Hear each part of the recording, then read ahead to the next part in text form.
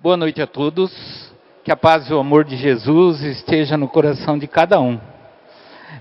Meus irmãos, hoje eu vou falar um pouquinho aqui de uma instituição sagrada chamada família, né? É uma instituição que Deus colocou no nosso seio para que a gente honre, para que a gente idolatre essa instituição que é a família. Quem é que vive sem família? Nós sabemos que tem várias pessoas, por favor, várias pessoas que vivem sozinhas, mas que têm vários problemas, principalmente psicológicos, por conta da solidão e da distância da família. Quem é que não gosta de estar reunido com a família, estar junto com a família? Então a gente vai falar um pouco sobre a família à luz da doutrina espírita. O que o Espiritismo nos diz sobre essa instituição família? Ao refletirmos sobre a família, sob a ótica da doutrina espírita, somos convidados a ir além do conceito biológico, ou seja, além da carne, além do corpo, ou social. Para o Espiritismo, a família é uma instituição divina, criada por Deus como instrumento essencial de progresso moral do espírito imortal. Somos imortais, O que morre, o que acaba é a nossa matéria, mas o nosso espírito continua, E a família é o nosso primeiro instrumento de progresso moral. É lá que nossos pais nos ensinam as boas regras, como conviver, como ser uma pessoa do bem. E você sendo uma pessoa do bem, você estará evoluindo, O que atrapalha esse processo de evolução da família? É exatamente o nosso livre-arbítrio. É nós que somos responsáveis por nós mesmos. E quando atingimos a maioridade espiritual e corporal, nós tomamos as nossas decisões. E muitas vezes jogamos tudo isso que nossos pais nos ensinaram no lixo, E passamos a ser pessoas conforme nós queremos ser, e não conforme aquelas regras que nos foram ditadas, aqueles preceitos e conceitos que nos foram ditadas por nossos pais. É no seio familiar que o espírito reencarnado encontra as primeiras e mais intensas oportunidades de aprendizado, reajuste e crescimento. É no seio familiar. A família é, portanto, uma escola de almas, onde lições profundas são ministradas diariamente por meio da convivência, das renúncias, dos afetos e muitas vezes das dificuldades, São ministradas diariamente por meio da convivência. Nós, enquanto filhos, nós enquanto pais, somos espelhos para os nossos filhos. A convivência com os pais, que quando os pais são pessoas de bem, reflete tudo aquilo que é de bom para a gente. E ainda assim, voltamos no nosso livre-arbítrio. Pessoas que foram criadas no seio de famílias do bem, e que com o tempo se transformam em pessoas do mal, em pessoas não tão boas assim, por conta do livre-arbítrio, da influência que recebem de amigos e da falta de Deus,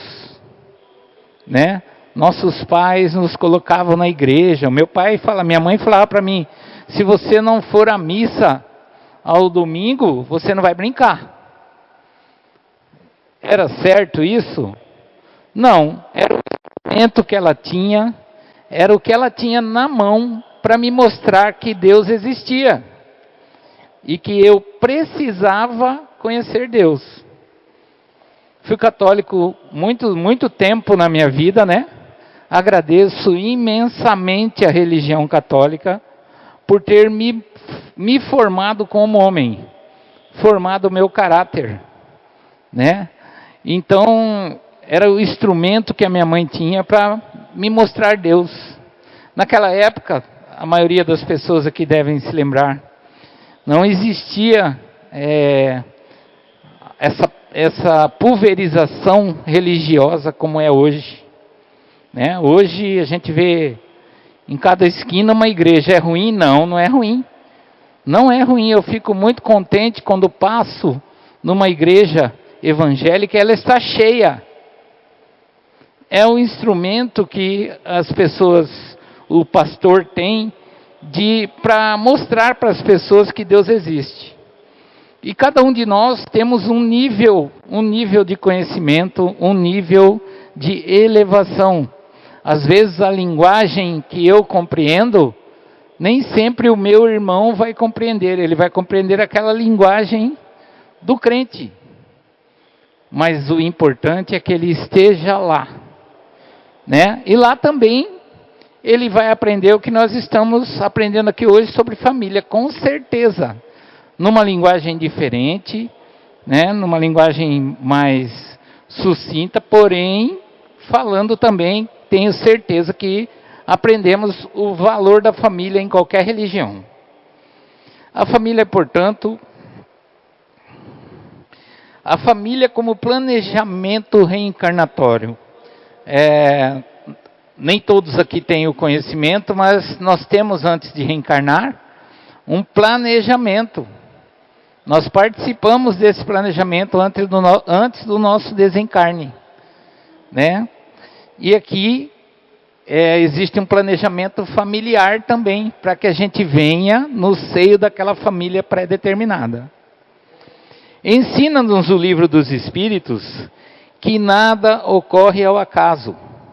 As uniões familiares são cuidadosamente organizadas pela espiritualidade superior, levando em conta as necessidades evolutivas de cada espírito, né? Cada espírito tem uma necessidade de evolução e tem uma capacidade de compreender isso, né? Existem aquelas pessoas que nascem lá no sítiozinho de uma pessoa humilde com uma outra pessoa humilde, geralmente sem conhecimento, muitas vezes analfabeta, mas de uma grandeza espiritual imensa. E de lá do meio do seio daquela família humilde, sai geralmente um grande homem, uma grande mulher, seja na área profissional, seja na área religiosa, né? Quantas pessoas a gente conhece que eram humildes e que galgaram posições terrenas, que galgaram posições espirituais, que viraram líderes espirituais. O próprio Chico Xavier, né, uma pessoa que não tinha posses, nasceu no seio de uma família bem humilde e virou aquilo que nós já sabemos, né? Uma pessoa de luz, um espírito de luz, de grandeza sem igual. Os espíritos que compõem uma família podem estar ligados por laços de afinidade espiritual. Nós temos laços de afinidade. E temos aversões também, nós vamos ver lá para frente. Que pais e filhos, mães e filhos nascem na mesma família e distribuem, compartilham aquele ódio mortal e não sabem por quê. É porque em vidas passadas, em outras existências, houve um atrito entre esses dois irmãos que vieram na mesma família para fazer o resgate disso. Nem sempre conseguem nessa existência e tem que vir mais uma, 2, 3 vezes para poder resgatar isso. Compromissos de outras existências, débitos morais a serem reparados, provas necessárias ao progresso. Assim, reencontramos no lar aqueles que muitas vezes já caminharam conosco em outras encarnações. Amigos do passado, mas também antigos adversários. Acabei de falar, né? Antigos adversários. Quantas vezes a gente vê uma família que não tem paz? É pai brigando com filho, é mãe brigando com filho, é filho tentando matar o pai e a mãe, e conseguindo, como nós já vimos naquele caso famoso lá da Suzane, né? Von Richthofen.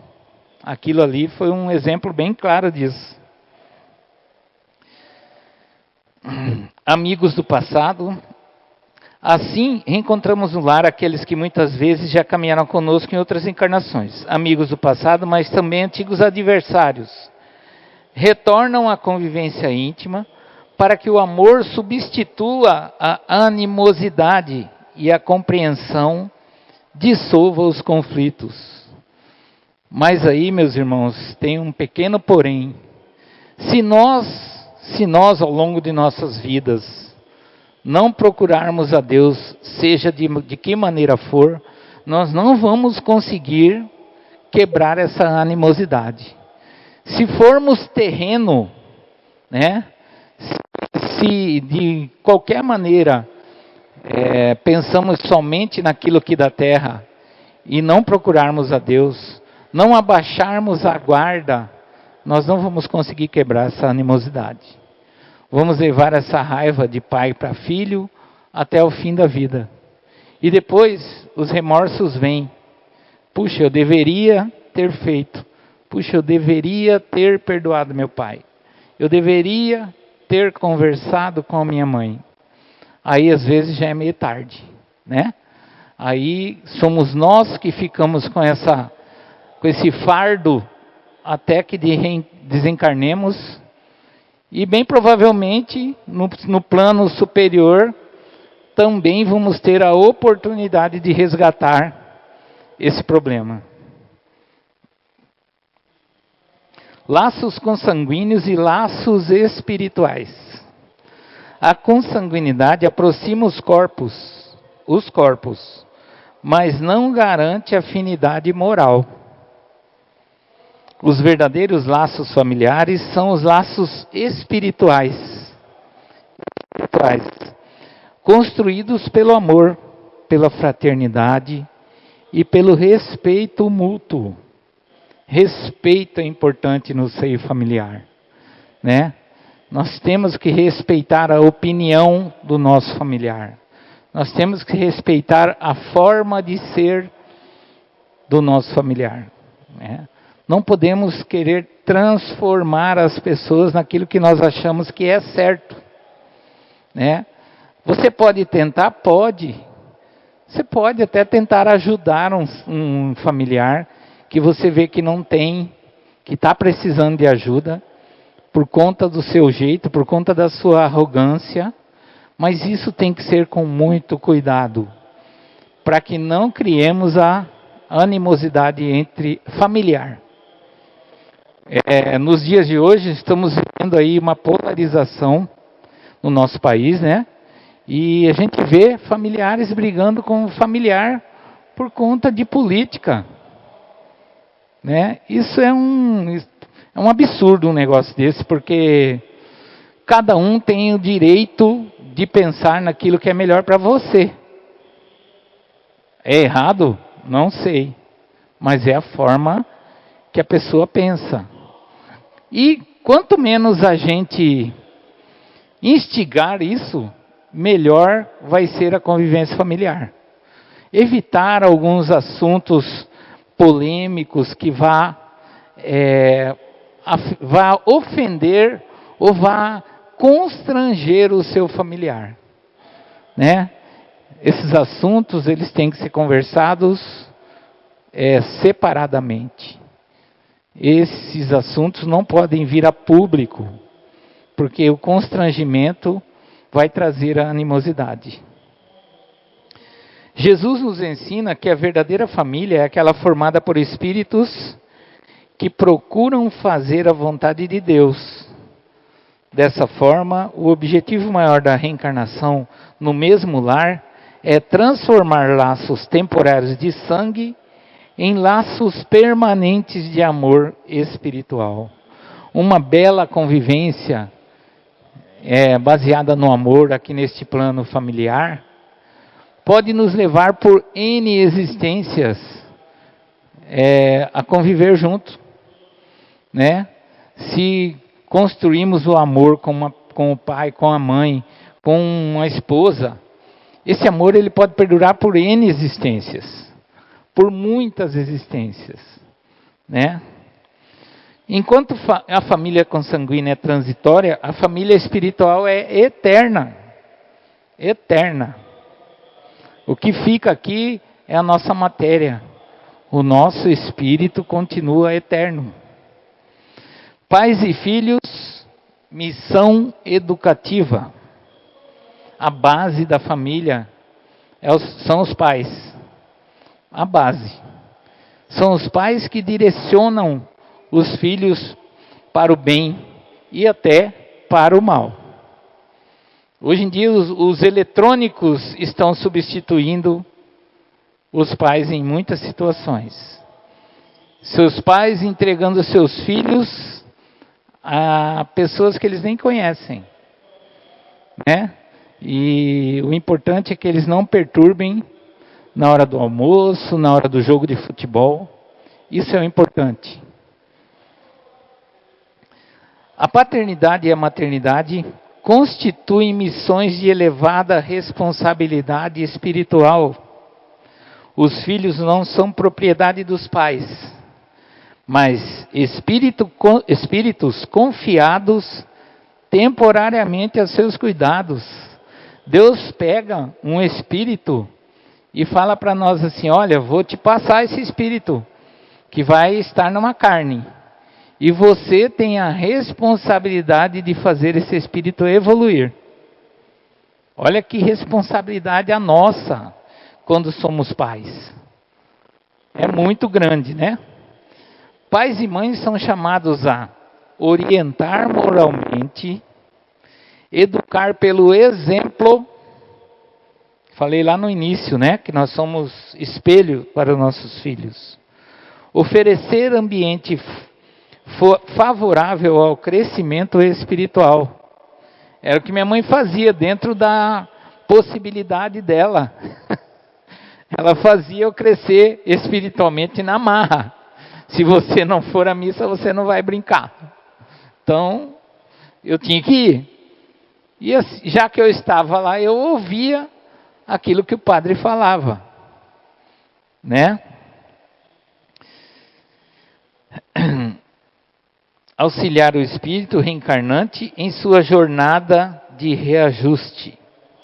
A verdadeira educação espírita não se baseia apenas na instrução intelectual, mas sobretudo na formação moral, que é muito mais importante.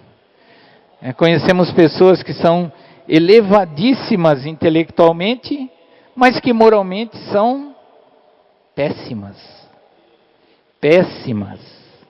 Tem alto poder aquisitivo em várias situações, uma intelectualidade elevadíssima, vários cursos, várias faculdades, doutorados, mas moralmente são infinitamente ruins. O lar torna-se assim o primeiro templo onde se aprende a lei de amor, justiça e caridade. Sendo essa última, para mim, a mais importante, né? Você praticar a caridade, seja ela de que forma for, é muito importante. E ensinar o seu filho a praticar é muito importante. É o mais importante. Conflitos familiares provas e expiações. Nem todos os lares são harmoniosos, e isso não significa fracasso espiritual. Muitas famílias são constituídas como campos de prova ou expiações, onde espíritos com históricos difíceis aprendem a conviver em clima de respeito e tolerância, né? Quem aqui não conhece aquela pessoa amarga, aquela pessoa que você dá bom dia para ela, ela fala bom dia por quê, né? Entendeu? E eu conheço pessoas que desse tipo, que vem no seio de família, veio no seio de uma família totalmente alegre e harmoniosa, festeira. E que no final da vida se liberou dessa mágoa, desse amargor eterno, né, por conta desse convívio familiar. Os conflitos familiares são convites à reforma íntima. Quando você tem um conflito familiar, você pode exercitar o perdão, ser perdoado e perdoar também, né? Nós temos que perdoar, mas nós temos que pedir perdão, saber pedir perdão também. Exercitar a sua paciência com aquele ente que é o seu desafeto, né?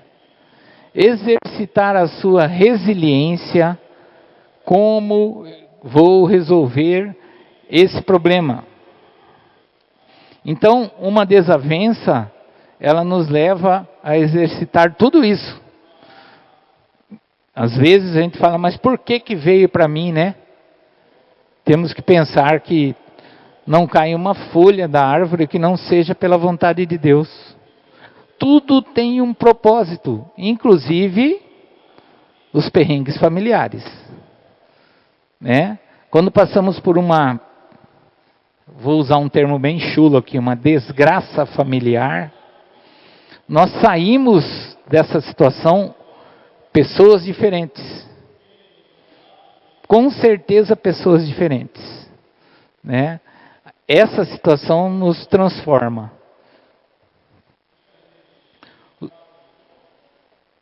Os conflitos familiares são convites à reforma íntima. Por meio deles, somos chamados a desenvolver a paciência, a humildade, a tolerância, a renúncia e o amor incondicional. Amai o seu irmão, amai ao próximo como a ti mesmo, né? Mesmo que esse próximo seja o seu algoz. Para amarmos esse próximo que é o seu algoz, precisamos conviver, abraçar? Não. Precisamos respeitá-lo, perdoá-lo aqui de dentro do coração, né? E amar. Mas não precisamos necessariamente conviver com esse irmão. A convivência difícil é muitas vezes sinal de confiança da espiritualidade superior na capacidade do espírito de superar antigas imperfeições. É a espiritualidade maior nos dando um voto de confiança. Não, você é capaz de superar essa desavença familiar. Você é capaz, vou te dar isso para você passar por isso e resolver. O perdão como instrumento de libertação. No ambiente familiar, o perdão assume papel fundamental. As mágoas acumuladas no lar podem se transformar em verdadeiros obstáculos ao progresso espiritual. Quando você tem uma pendência, seja familiar ou não, é como se você carregasse uma mochila de pedras. A sua vida não anda. Tudo demora para acontecer. É você emanando energia ruim para aquele irmão, e aquele irmão emanando energia ruim para você, e os dois enterrados até aqui na lama, sem sair, né? Então, muito mais fácil às vezes doloroso para o nosso orgulho terreno, a gente resolver essas pendências. Perdoar, segundo o Espiritismo, não é esquecer o erro, mas libertar-se do ressentimento. É compreender que todos estamos no processo de evolução e sujeitos às próprias limitações. O perdão sincero rompe laços de ódio, dissolve débitos do passado e abre caminhos de luz para o futuro espiritual do espírito. Perdão sincero, gente. Não precisamos falar eu te perdoo. Pense lá na sua cama, emane esse perdão ao seu algoz, ao seu desafeto. Por mais que incomode, mas precisamos treinar, precisamos fazer isso todos os dias até que consigamos fazer com o coração. O lar como escola, hospital e templo. O lar é simultaneamente escola onde aprendemos as lições do amor, hospital onde curamos as feridas morais e físicas, né? Porque quando somos crianças, é em casa que curamos os pés furados, as canelas raspadas, as unhas tiradas e assim por diante. O templo onde podemos elevar o pensamento a Deus. A prática no Evangelho no lar é muito importante para que possamos manter a harmonia dentro do nosso lar. O nosso lar é o nosso templo sagrado, é aonde a gente mais relaxa, onde a gente mais se descuida da proteção espiritual. E carnal às vezes também, e corporal. Então é nesse momento que os irmãos obsessores aproveitam para criar as desavenças familiares. Quando disseminamos a palavra de Deus dentro do nosso lar, nós atraímos os bons espíritos de luz para nos ajudar, nos auxiliar e nos proteger. Então, meus irmãos, quem não conhece, quem não faz o Evangelho no lar, é muito simples, tá? Quem tiver uma Bíblia em casa pode fazer. Um dia por semana, no mesmo dia, no mesmo horário. Reúna-se, sente-se com a sua família. Põe uma jarra com água sobre a mesa, faça uma abertura, leia um agradecimento e um Pai Nosso, leia pedaços da Bíblia e faça um encerramento. Faz um encerramento, tome um copinho daquela água e o que sobrar você pode pôr na água das garrafas da geladeira. Você vai estar atraindo os bons espíritos de luz e com o tempo você vai notar que a atmosfera da sua casa está leve, que as coisas começaram a se desenrolar, que você quando está em casa e quando chega alguém que não quer ir embora porque se sente muito bem na sua casa, é por conta desse evangelho, dessa atração dos bons espíritos de luz. Meus irmãos, vamos praticar o perdão, vamos exaltar a família. Vamos colocar a família no devido lugar, né? Apesar de todos os problemas que enfrentamos, todos temos problemas familiares, pequenos, grandes, né? Mas temos. Vamos exercitar o perdão, o respeito para com o próximo, para que possamos ter a melhor convivência familiar nessa existência. Que Jesus abençoe a todos, que todos sejam iluminados pela luz divina. Muito obrigado pela atenção e até uma próxima.